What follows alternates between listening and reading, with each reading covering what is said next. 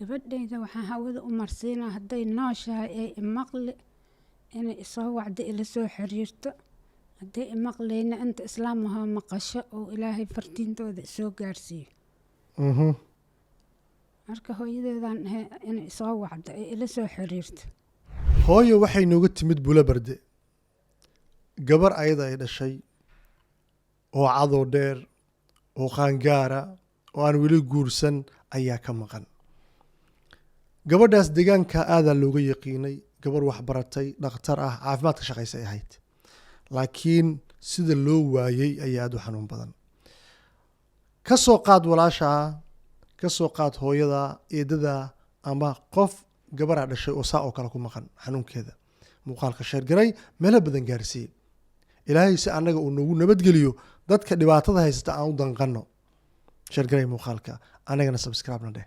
hooyo iyo aabe mala dhibaneed nafaqa darro ilmaha ka haysa waxaa dalka ku timid Al-Ihsan Nutrition Center oo ah xaruntii nafaqo ee ugu horeysay ee laga furo Muqdisho oo aad ka helayso nafaqo kasta oo qof walba uu u baahan yahay, yar iyo weyn, dadka macaanka qaba iyo caanaha carruurta. waana wakiilka kaliya ee shirkadda caalamiga ee Abbott. waxaad ka helaysaa jumlo iyo tafaariiq. intaa waxaa kuu dheer dhakhtarada nafaqada oo si bilaash ah kugu adeegaysa. ka wax nambarka shaashada kaaga muuqda. salaamullaahi calaykum saaxiibayaal, soo dhawaada. waa mar kale iyo barnaamijkii ummadda Soomaaliyeed ee kala irdhowday ee Lintir. barnaamij qalbiga waalidiin fara badan aan ku dhayno, barnaamij naxariis badan aan gelinay, barnaamij marar qaar laga yaabee xanuunkiisana dhibsato laakiin farxad weyn dib ka keeni karo. haddii aadna garab istaagtana guul ayaynu wada gaaraynaa. nagu soo biira. hooyo soo dhawow marka hore magacaaga oo dhammaystiran iyo halka aad nooga timid. Faadimo Xaaji Amiin Xaaji Maxamed Cabdiyaa leeyahay. hooyo Faadumo meeshan deganahay ma sheega. inta degan tahay reer Hiiraan aan ahay, reer Buulaburtaan aan, reer Jameeca Shiin aan ahay. hadda laakiin xamaraa joogtaa. hadda berig xamaraan joogaa. baafina u timid. haa waayahay og soo dhaweynaa maadaama Buulaburda nooga timid. sax. hooyo yaa kaa maqan oo aad baafinta u timid oo aad baadigoobaysay. hooyo waxaa iga maqan Casiise Maxamed Ugaas Rooble Warfaay. casiisaa kaa maqan. Casiisa iga maqan. casiisa waa meeqa sano jir? Casiise markay iga tagaysa 22 jir ay ahayd. magac kalena markaas casiisada waa iska bedelahay dhehaysa Nafise Maxamed Rooblaan la baxo dada ii yaqaanay dhehaysa. meeqa sano maqan tahay? waxay maqan tahay 17 sano. 17 sano ay maqan tahay. haa maanta waa 30 dhowr jir waaye. haa waa qof weyn. qof weynay ahayd oo cidda u weyn oon la kontaroolayn, waaba shaqaynaysa ayadaaba cidda maamulaysa. marka waxay dhahday aniga tuulaan joogay Jameeca Shiin, ayadana magaaladay joogtay. taleefano yaryaroo waagaas waxaa jira geeda lagu xirxiraa. waxaan aadahay tiri ugaaskaan aadaa beledweyne. ugaas cabdigay dhintay. ugaas khaliifa adeer u ahay. xawaad lahayd? xawaadle ahayd, reer ugaasay ahayd. waa gartay. bas markii isbuuc maqnaad oo qajaf lahaynayna soo wacayn ugaaskiyaan waxay. ugaas cabdi waa noolahay markaas. wuxuu yidhi 2 sanoba Casiise isma arkin. kabacdiyaa un raadin iyo ilaahay tuu galnay wax sheego oo xataa yira barka qofha meelan ku arkay waa la waayay.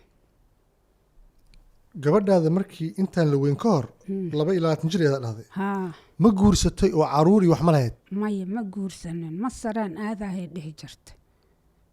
lacagta hadday ii aruurta waa shaqaynaysa. garasyaani meel la yidhaah Hiiraan ku taalo ilaa Afcad meel la yidhaah dhexdooda booliyaday ka shaqay jirtay caafimaadkaas yarka ah. marka lacagta hadday ii badato masaraan aadahay dhihi jirtay. inay safartoo baxday inaysan bixin maxaa sheekahoo maqasheen marka?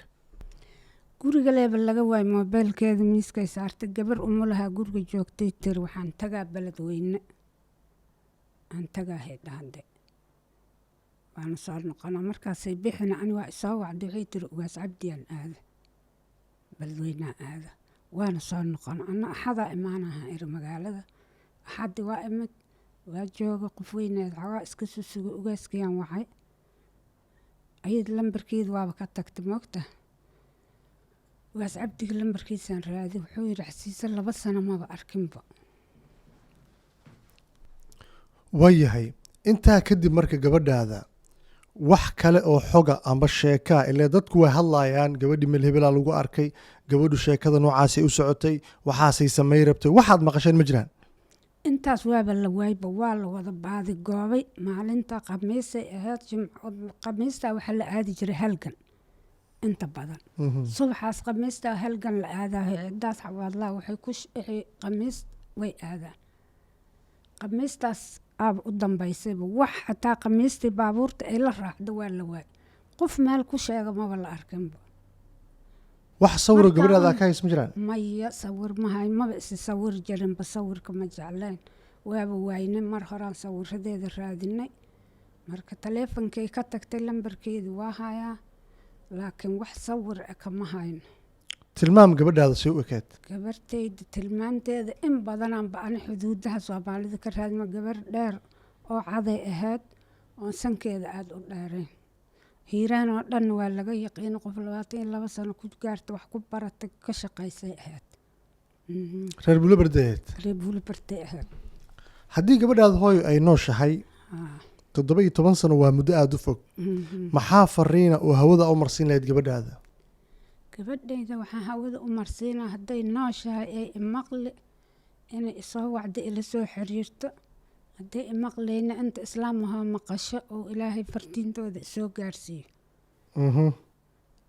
marka hooyadeedan inay isoo wacdo ay ila soo xiriirto ayaa ka codsan lahayd saan ka codsanahaa dadka Soomaaliyeedna maxaa weydiisan lahayd meel kastoo ay joogaan dadka Soomaaliyeed meel kastay joogaan gabadhaas 17 sano iga maqan qof reer Hiiraan oo horta aqoonin halgan ilaa Buulabarde ma jiro intii aragtay in ila soo xiriiris ay ii soo sheegtay ayadana ii raadisay hooyadaa ku raadinaysa dhaad hadda maalmahan magaalada Muqdisho joogtaa Muqdisho maxaa u timid baafin oo kaliya Muqdisho ma u imaanin baafin Muqdisho waaba deganayna waa nimid ayaamaha hooyada waa yeeloo jirana la keenay kabacdi cabaar hore usii joogna welina hooyadaydu way jiranta way jeeftay hooyo Allah noo caafiyo waxaan rabay hooyo aabeed ma noolay gabadhaada maya markeedu dhintayba ma noole inta aysan bixin u dhintay ugaas qaliifowba kasii horreyba Allah yarxam raxim ugaasyadan dhan oo dhammaaday wuu ka horreey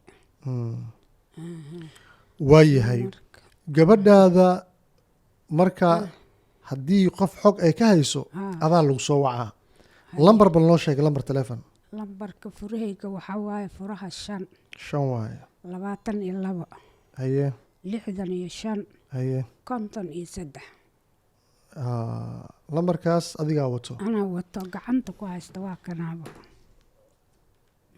bas noohay dib ma lahaan dib laga qoraa isagana lambarkaas laga soo waca isaga dadka xogka siinayaan waxa rajaynaynaa hooyo biidnillaahi kariim in gabadhaadii la helo insha Allah mararka qaar waxa ku soo wacay dad baafinta inta dhageystay Casiis intay joogtaa saasay u xiran tahay lacag soo dhiib amba Abdulcasiis aan nahay ku dhaanaan ku soo wacayno lambarka meesha ku qornay Casiis haddii warkeedu sax la helo muuqaal laga tusinaa inta kaamirada la furaa waatan lagu leeyahay haddii kale wix lacag laga qaato waa tuuganin taas mar hore soo marnay ma ogtahay lacag hore waana loo ka soo dhamay Liibiya waagaas la aaday badda lagu safray gabdhaha xiran tilmaanta soo sheeg walaalkeeda wuxuu joogaa Ingiriiska ma la yiraa cilmi Maxamed ugaas waraa u abtirinaha inaa raadinaa war raadad qofkii kule cunugaad ya lacag ii soo dhiib ku dhahohay war ila hadashay dhaha asaasoo hal ma hadli kariyo ma soo dhiibi ma tuuray lacag horta ku soo gubanay oo lacag si fudud kuma dhiibayn inta hadda aad sheegaysa naftigeeda dad 10 u tahay waa soo aragteen idinka hooyo waxaan rajaynaa maadaama hadda waa tababar waa qabtiin oo tuugdam dhici karo waxaan rajaynaa in gabadha la helo dadka Soomaaliyeedna ay garab ku siiyaan biidnillaahi kariim ilaahay idinkiis adna khayr Allah ku siiyo telefoonada hadda ka arkay adna ajir khayr qaba Allah ka siiyo amiin amiin dhammaanteen wax kale inta dheer aanu sheegays ma jiro may hooyo may wax kale aan ku sheegaa male in baafin la sameeyo ku sheegay in baafin la sameeyo waa la sheegay horta xamar markaa imid xidan hadda reer Buulabarde aqaanana waa ka arkay meeshan adoo wareysana sax waay kabacdina maraan isku soo raadi Turkiga jiraa leeyahay abeen waay Buulabarde dad bana baafin u sameeynay dadku waa iska sheekayaan Turkiga waligeed ma aadan aniga weligaa ma aadin maya reer daawid cali barrow habartii odaga waa arkay ayaguna weli wiilkooda wuu maqan yahay allah xilligii gabartayday ahay laakiin wuu yaraa cunugooda asna waa un maqan yahay waayo hooy waxaan rajaynaynaa bidnillahi alkariim inaynu waana siiye oo adduunyada allah ilaaliya doo ilaahay dinayna janatulfirdows alaclaa allah nagu kulmiya haddii kale ila soo socodsii adig leen kaa warsuga maya waa lagu soo wacaa lambarka meesha Ethiopian tagay Kenyan tagay lacaga laga qaato xoolaan gada dib waa soo maray iska dhaaf anna hadda lacag kaa qaadi mayno laakiin waxaa sameynay lambarka meesha kuugu qoran aan lagaa soo wacaa iska hubiyaa lagu dhicin bis adi bas waa insha Allah waa igu ogta guud ahaanna muuqaalka intaa ayaan jeclaan lahaa inaan kusoo gabagabay ilaah hooyo gabadheedu sahal intaan dib u kulmayno sidaasi nabadgelyo waad ku mahadsantaa daawashadaada bye maanta muuqaalada way xanuun badnaayeen kafeega iga qabo walaah